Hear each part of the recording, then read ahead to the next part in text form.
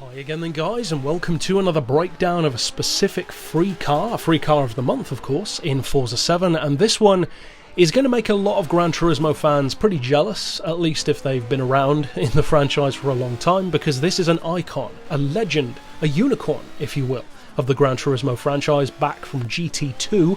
You could get this car in the game, and this is the first time it's ever been featured in Forza, and it's of course an icon for good reason. It's a legendary Skyline, one of the most brutal Skyline race cars, and it is obviously the 1984 Nissan Skyline Super Turbo Silhouette Formula. And you can pretty much rearrange any of those words and people will know what you mean. It's that crazy red Skyline, sometimes seen in blue depending on the game that you're playing, but red is the iconic colour. Now, it's a relatively small capacity engine, big turbo, big power for the time, but in some ways the car definitely holds up. The looks, for instance, it still looks just as extreme now as it did back in 1984, but in other ways you might initially be a little bit underwhelmed. The power, for instance. Now, I don't know about you, but when I look at this car, the first thing that jumps out to me is Pikes Peak, because that kind of is the vibe that this thing gives off, like a Suzuki Escudo or a Cultus or various others, but of course that is not the case. And on the point of it not entirely being what it seems or what it looks like, don't go into driving this car expecting what you are expecting from a Skyline, because this is not your Skyline, this is your granddad's Skyline.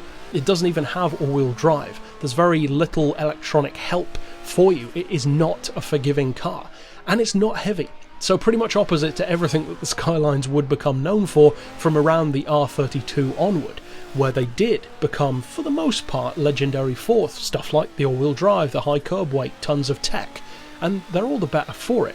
But these are not that generation. This is an R30 shaped Skyline with, as I said, a lot of power for the time. 562 horsepower is great, but by today's standards, that's probably not quite as high as you're expecting given the look of the car. It could easily be a 750 horsepower car, and it would be appropriate given its crazy looks. And of course those looks, amongst other silhouette formula cars of the time, heavily inspired the dubious tuning parts, let's say, of certain Japanese car culture.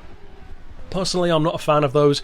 I don't think they necessarily look ugly. I can appreciate a crazy looking car when I see one, but it's so pointless, and that's the main issue that I have with those cars, because on a street car, it, as I said, is pointless. It serves no purpose at all, it doesn't give you any actual downforce, but it sure does slow the car down. You see stuff like crazy wide arches, but they haven't spaced the wheels to actually fit them, or to fill them, which again misses the whole point of doing it.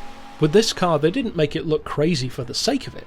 They were making use of every possible aero advantage that they could, because in a very reminiscent way to something like Can-Am, for instance, from even earlier in motorsports history, the rules were very lax for this kind of racing. So although you had to have certain things provided, and similar to, if not the same as the road car, in the case of this one I believe the doors, the roof, that kind of stuff, apart from that you could have pretty much free reign for doing crazy aero design. So as you can see, that's exactly what they did. The centre of gravity is lower, the car itself is, in a reminiscent way of today's Super GT machines, kind of chocked, so it's lower to the ground. But it's also a lot wider. The wheels are much wider apart to give you, again, that lack of body roll, great stance, but not in the camber kind of way, stance in terms of centre of gravity, anti-roll, all that kind of good racing stuff. But the aero complements that, so although yes it looks crazy, it's all for a purpose.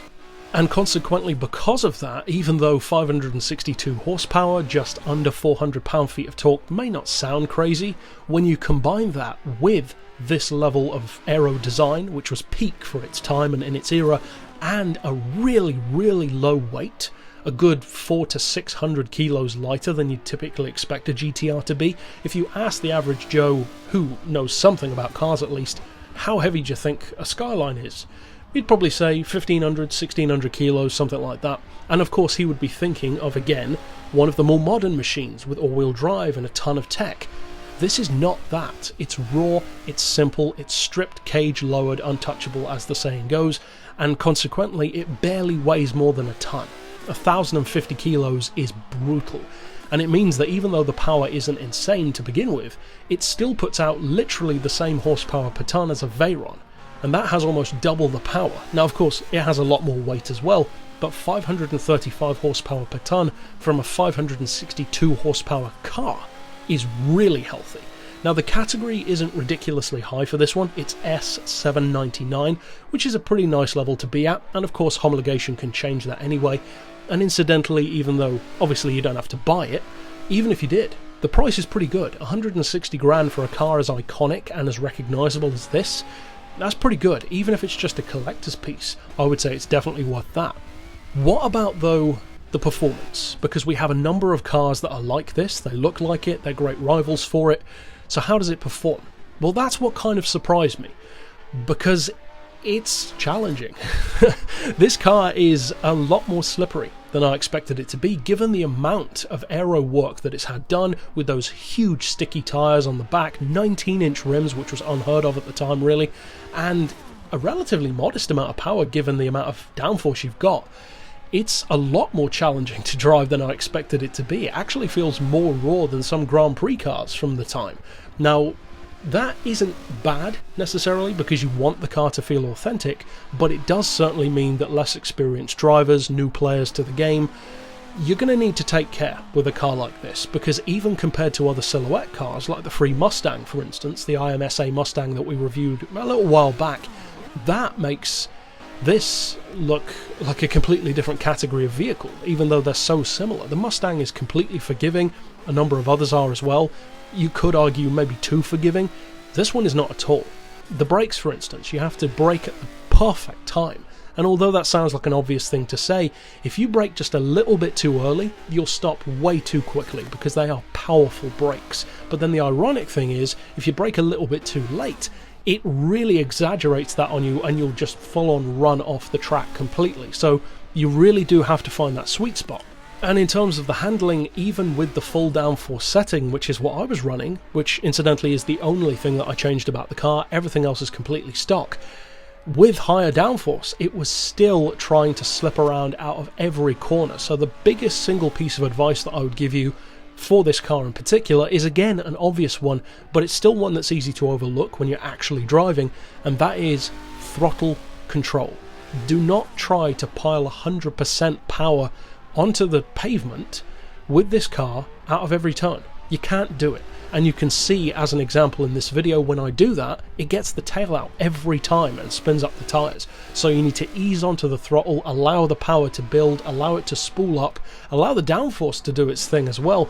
And the result of that is a car which can have a really good average speed through flowing corners, but it demands respect. It's certainly a car for more seasoned drivers, and if you're not a seasoned driver, it's free anyway, so just have a bit of fun with a nice collector's piece. But of course, if you want to win races with it, I would recommend doing a bit of tuning, maybe change the camber up, change the gearing, perhaps, depending on the track.